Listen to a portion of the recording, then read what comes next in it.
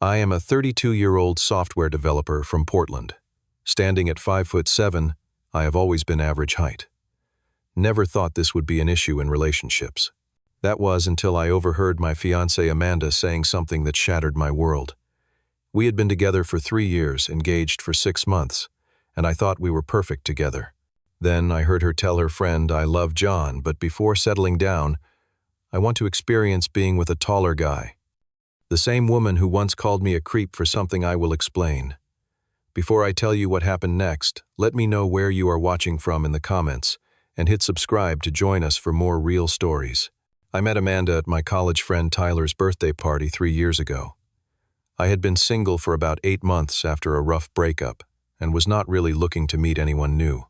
I was just there to celebrate with my buddy and have a good time. That night changed everything for me.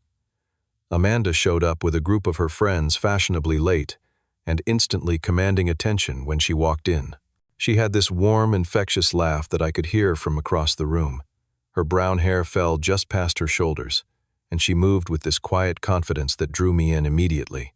At 5'5", she was only slightly shorter than me, which I noticed right away because height had been a sore spot in previous dating attempts.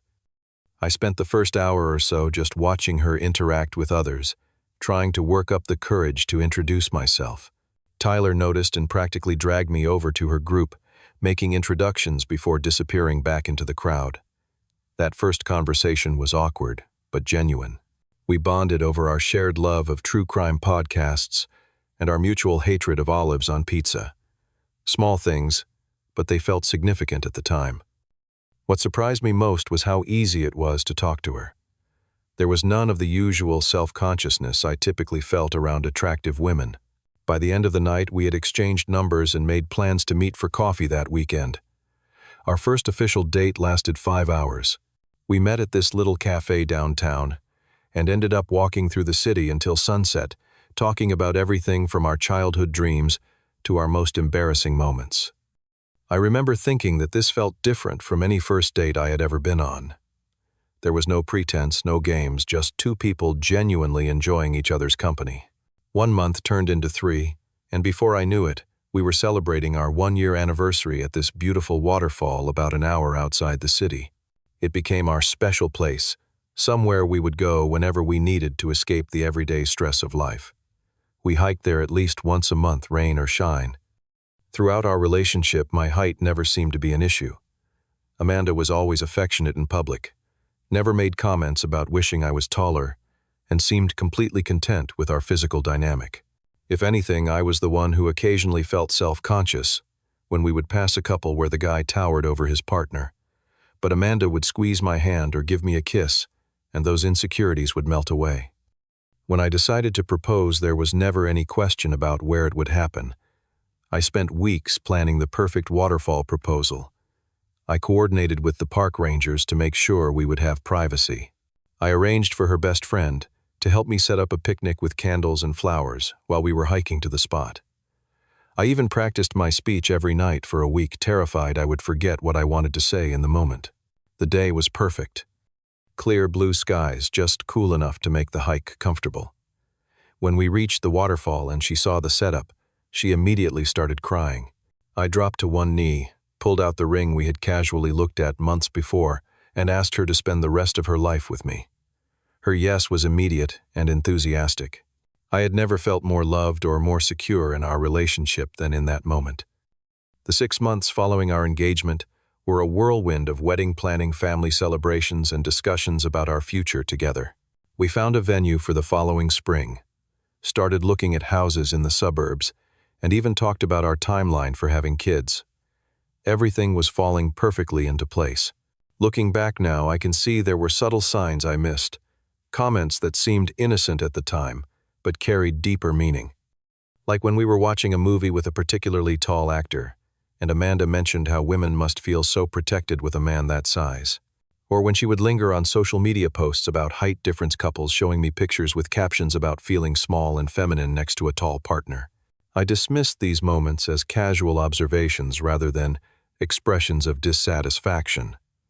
I believed that what we had transcended physical attributes like height. I truly thought our connection was deeper than that. Our love was about compatibility, shared values, and genuine care for one another, or so I believed.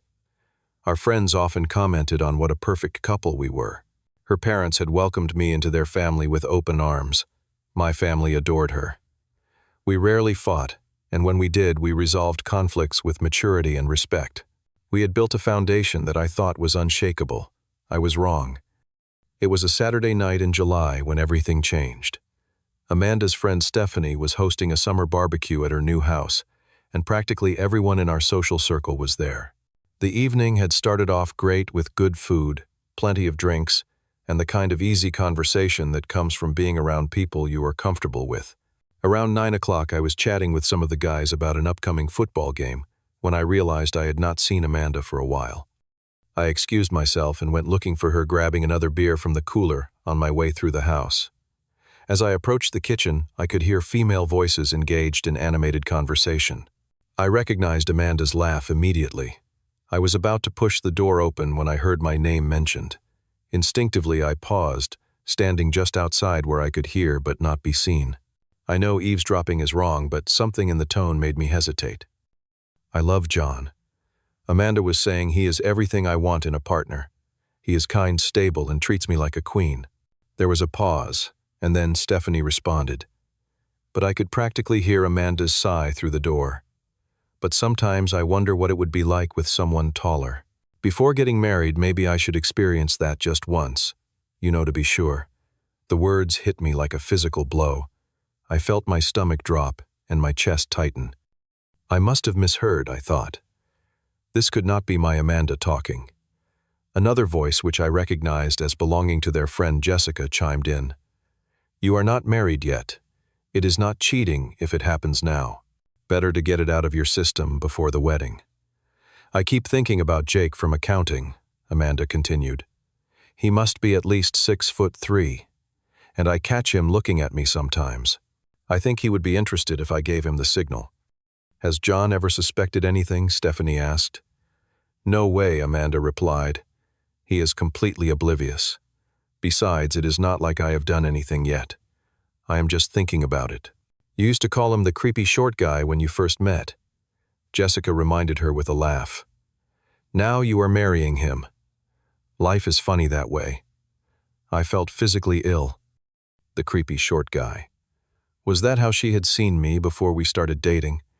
Had our entire meet-cute story been a lie? I could not listen anymore. I quietly backed away from the door and made my way to the bathroom, locking myself inside. I stared at my reflection in the mirror, suddenly seeing myself through her eyes, the creepy short guy she had settled for, the safe choice she was already having second thoughts about. For the rest of the party, I went through the motions. I smiled, I laughed at jokes, I made small talk, but inside I was falling apart. Every time I looked at Amanda, all I could hear was her voice saying she wanted to experience being with a taller guy just once. Every time she touched me, I wondered if she was comparing me to Jake from accounting or some other tall guy who had caught her eye. The drive home was torture. We lived about 20 minutes from Stephanie's house, and Amanda chatted happily about the party, completely unaware that my entire world had just collapsed. When she finally noticed my unusual silence, she asked if everything was okay. Just tired, I lied, staring straight ahead at the road. Long week at work. She seemed to accept this explanation, resting her hand on my thigh, as I drove a gesture that would normally have made me happy but now felt like a mockery. By the time we got home, I had resolved to say nothing that night. I needed time to process, to think about what I had heard and what it meant for our future. That night, lying next to Amanda, as she slept peacefully, I replayed every moment of our relationship in my mind. Had she been settling all along? Were there other things she wanted to experience before committing to me forever? Was I just a placeholder until someone better came along? Sleep never came that night. The following week was the most difficult of my life. I went to work, came home, and pretended everything was normal, while internally I was in complete turmoil. Amanda seemed oblivious to my distress, which only intensified my suspicions. How could she not notice the change in me if she truly knew me as well as a future spouse should? On Wednesday, I did something I am not proud of. While Amanda was in the shower, I checked her phone. I had never done this before, had always respected her privacy, but desperation and fear drove me to cross a line I had previously considered unthinkable. What I found confirmed my worst fears and revealed something even more painful. There were multiple text exchanges between Amanda and Jessica discussing their girls' night out that weekend. References to meeting up at Elevation, an upscale bar downtown known for attracting a professional crowd. Jessica had texted plenty of tall options there if you are serious about that experiment. I scrolled further back and found the conversation from the morning after we met. "Guess who texted me this morning?" Amanda had written. "The creepy short guy from the party." "No way," Jessica had replied. "What did you say? I was drunk and feeling nice, so I gave him my number. Probably will just ghost him though. Not really into short guys, you know that." The next text exchange was from after our first date. "Actually had a decent time with John. He is funny and sweet. Still wish he was taller though." With each message I read another piece of my heart broke off. Our entire relationship had been built on a foundation of her settling for less than what she really wanted. I had been the creepy short guy she initially planned to ghost, but decided to give a chance to out of boredom or pity. I put the phone back exactly where I had found it, and sat on the edge of the bed trying to process this new information. The Amanda I thought I knew, the woman I had planned to spend my life with, had never really existed. Or rather, she existed alongside this other Amanda, who saw me as physically inadequate but acceptable in other ways. The girls' night out was scheduled for Friday. I spent Thursday debating what to do. Confront her before she went out. Wait to see if she actually acted on her desires. End the relationship immediately. Each option seemed impossible in its own way. In the end, my need to know the truth, to see with my own eyes exactly who Amanda really was, won out over my better judgment. Friday evening, I told Amanda I was meeting some colleagues for drinks, a rare occurrence that she would not question. Instead, I parked down the street from our apartment and waited. At 8:30, I watched her leave the building wearing a dress I had never seen before. Her hair and makeup were done with more care than usual for a casual night out with friends. I followed her to Elevation, hating myself with every mile but unable to stop. I waited 15 minutes before entering, pulling a baseball cap low over my face and finding a shadowy corner of the bar where I could observe without being immediately spotted. It did not take long. By 10 o'clock, Amanda was deep in conversation with a tall, well-dressed man at the bar. From my vantage point, I could see her body language, the hair twirling, the light touches on his arm, the way she leaned in close to hear him over the music. Jessica and their other friends seemed to be running interference, keeping watch, and occasionally giving Amanda encouraging nods. When the man placed his hand on the small of her back and she did not move away, something inside me snapped. I stood up, removed my cap, and walked directly to them. The look of shock and guilt on Amanda's face when she saw me confirmed everything I needed to know. "John," she stammered.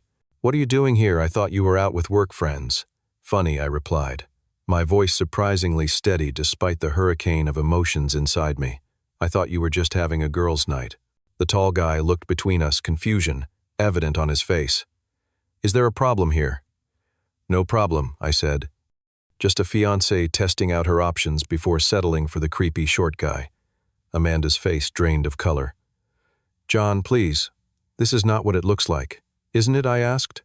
"Because it looks exactly like what you told Stephanie and Jessica you wanted to do. To try a taller guy once before marrying me. You were eavesdropping." She accused, her embarrassment quickly turning to anger. "How dare you spy on me? How dare I?" I repeated incredulously. "You have been planning to cheat on me, and you are upset about me overhearing it. Not to mention the fact that you used to call me the creepy short guy behind my back." By this point, we were causing a scene. Jessica tried to intervene, but I held up my hand to stop her. "Stay out of this, Jessica. You have done enough damage encouraging her." The tall man mumbled something about not wanting any trouble, and quickly retreated to another part of the bar. Amanda's eyes filled with tears, but I could not tell if they were from genuine remorse or simply embarrassment at being caught. "You went through my phone too, didn't you?" she accused. "That is a complete invasion of privacy." "Yes," I admitted. "And I am not proud of it. But I am glad I did it because now I know the truth. I was never good enough for you, was I? Just a placeholder until someone better came along. That is not fair, Amanda protested. I do love you, John. This was just... I do not know what this was. A moment of weakness. Cold feet before the wedding. It doesn't mean anything. It means everything, I replied. It means you have been lying to me for 3 years. It means every time you told me you loved me exactly as I am, you were thinking about how you wished I was different. It means our entire relationship has been built on you settling for less than what you really want. I removed the engagement ring from my pocket. I had been carrying it with me since reading those texts, somehow knowing this moment would come. I think you should have this back, I said, placing it on the bar between us. I deserve someone who loves me completely, not someone who sees me as an acceptable compromise. With that, I turned and walked out of the bar, ignoring Amanda calling my name behind me. In my car, the emotions finally overwhelmed me. I sat there for nearly an hour, alternating between rage and heartbreak, before finally driving to my best friend Mike's apartment. I could not face going home to the space Amanda and I had shared, filled with reminders of what I had thought was our perfect relationship. The next few weeks passed in a blur of pain and confusion. I stayed at Mike's place for the first week, unable to face returning to our apartment. Amanda called and texted constantly, alternating between tearful apologies, angry accusations about my trust issues, and desperate pleas for another chance. I love you, John. I made a terrible mistake, her text would say. Then hours later, if you really loved me, you would understand that having doubts is normal before marriage. You invaded my privacy. You do not trust me. How can we build a future on that? The mixed messages only reinforced my decision to end the relationship. If she could not even take full responsibility for her actions, how could we possibly move forward? Eventually, I returned to our apartment while she stayed with her parents. We agreed to meet and talk once the initial shock had subsided. The conversation was painful but necessary. I never meant to hurt you, she said, sitting across from me at a neutral coffee shop we had chosen for this difficult discussion. It was just talk. I never would have actually done anything. But you were there at that bar with that guy, I reminded her. His hand was on your back. You were flirting with him. Where would it have ended if I had not shown up? She looked down at her coffee, unable to meet my eyes. I do not know, she admitted quietly. And that is the problem, isn't it? For the first time, I saw real remorse in her expression. Not just regret at being caught. It did not change anything, but it did allow me to feel a small measure of compassion mixed with my hurt. Why didn't you just tell me you had concerns about my height? I asked. We could have talked about it. Instead, you pretended it wasn't an issue while complaining to your friends behind my back. I did not want to hurt your feelings, she said. And most of the time, it really wasn't an issue. I do love so many things about you, John. Your kindness, your intelligence, the way you always make me laugh. But sometimes, I would see other couples where the guy was much taller, and I would wonder what that would feel like. Her honesty was both appreciated and devastating. I realized then that even if we somehow managed to work through this betrayal, the insecurity would always be there. I would always wonder if she was comparing me to taller men. Always question if I was enough for her. That was no way to live. I think we both know this isn't going to work, I said gently. You deserve to be with someone who fulfills all your desires, not just most of them, and I deserve someone who loves me completely, exactly as I am. She started to protest, but I could see in her eyes that she knew I was right. There were tears as we officially ended our engagement. Genuine grief for the future we had planned together that would never come to be. In the months that followed, I focused on rebuilding my life and my self-esteem. I moved to a new apartment, throwing myself into work and reconnecting with friends I had somewhat neglected during my relationship with Amanda. I started seeing a therapist to work through not just the betrayal, but the deep-seated insecurities about my height that had been reinforced by this experience. The therapist helped me see that my worth as a partner had nothing to do with my physical stature. She encouraged me to recognize the many qualities I brought to a relationship that had nothing to do with height. Gradually, I began to regain my confidence and sense of self-worth. I also realized my own part in the relationship's problems. I had sensed Amanda's occasional dissatisfaction, but had chosen to ignore it rather than address it directly. I had put her on a pedestal, making her approval the source of my confidence, rather than developing it within myself. In many ways, we had both been settling, me for someone who couldn't fully accept me, and her for someone who didn't meet all her ideals. This realization was liberating. I wasn't just a victim of Amanda's shallow desires. I had been an active participant in a relationship that was less than it should have been for both of us. 6 months after our breakup, I felt ready to start dating again. My first few attempts were awkward and hesitant, but they taught me something valuable. There were plenty of women who did not care about my height at all. Women who were attracted to my confidence, my sense of humor, my passion for my work, and countless other qualities that had nothing to do with physical stature. I met Kaitlyn at a work conference in Seattle. She was a UI designer for a company that often collaborated with my firm. At 5'8", she was slightly taller than me, a fact that would have made me intensely self-conscious before. But our connection was so immediate and genuine that height never factored into my thoughts when we were together. Our relationship developed naturally and honestly. When the topic of my previous engagement came up, I was able to discuss it without bitterness or lingering resentment. Kaitlyn listened with empathy but without judgment. I dated a guy for 3 years who constantly commented on my weight, she shared. He never thought I was quite thin enough, always suggesting diets or exercise routines. It took me too long to realize I deserved someone who thought I was perfect, exactly as I am. Her words resonated deeply with me. We both understood what it meant to be with someone who saw us as a work in progress, rather than a complete and worthy human being. With Kaitlyn, I never felt the need to compensate for my height or worry that she was secretly wishing I was different. She was completely transparent about her attraction to me, often commenting on features I had never considered particularly appealing: my hands, my eyes, the way I concentrated when solving a complex coding problem. 8 months into our relationship, we ran into Amanda at a restaurant downtown. She was with a man I did not recognize. Average height, perhaps even slightly shorter than the guy she had been flirting with at the bar that night. She spotted us first, her eyes widening in surprise. The encounter could have been awkward, but instead it was surprisingly cordial. We exchanged brief pleasantries, introduced our respective partners, and wished each other well. As we were leaving, Amanda touched my arm lightly. "I am really happy for you, John," she said quietly. "You deserve this." The sincerity in her voice took me by surprise. For a moment I saw a flash of regret in her eyes. Not for the relationship ending, but perhaps for the way it had happened, for the pain she had caused. "Thank you," I replied. "I hope you are happy too." And the surprising thing was, I meant it. Standing there with Kaitlyn's hand in mine, I realized I no longer needed Amanda's approval or validation. I had found someone who loved me completely, without reservations or conditions. Walking away, Kaitlyn squeezed my hand. "You okay?" she asked. I smiled, feeling a final weight lift from my shoulders. "I am perfect," I told her. "Exactly as I am." The experience with Amanda, painful as it was, had led me to where I needed to be. It had forced me to confront my own insecurities and emerge stronger. It had shown me what I truly deserved in a relationship and given me the courage to accept nothing less.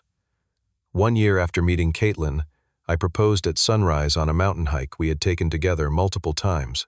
There was no doubt in my mind that she was the person I wanted to spend my life with, and no doubt in hers when she said yes. Our engagement has been everything my first one was not: honest, secure, and based on complete acceptance. We have our challenges, as all couples do, but never about something as unchangeable as height.